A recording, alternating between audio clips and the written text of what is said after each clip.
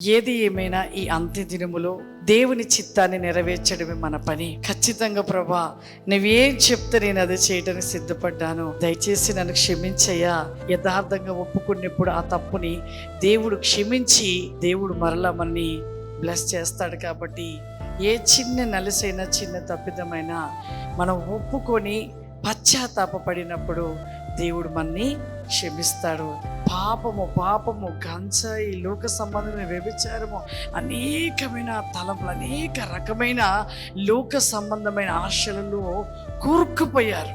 చూడండి ఎంత దేవుని తపన, ఎంత ప్రేమ దేవునికి. ఒక క్రైస్తవ జీవితము, క్రైస్తవ బిడ్డలుగా ఉంటూ కూడా పాపాన్ని విడిచిపెట్టక వినిన మట్టుకు దేవుని మాటలు విని మరలా వారి జీవితాన్ని పాపంలోనికి పరిగెడుతున్నా కూడా మన కోసమే ఆయన యొక్క ఆశలు కలిగి ఎంత తప్పించుట.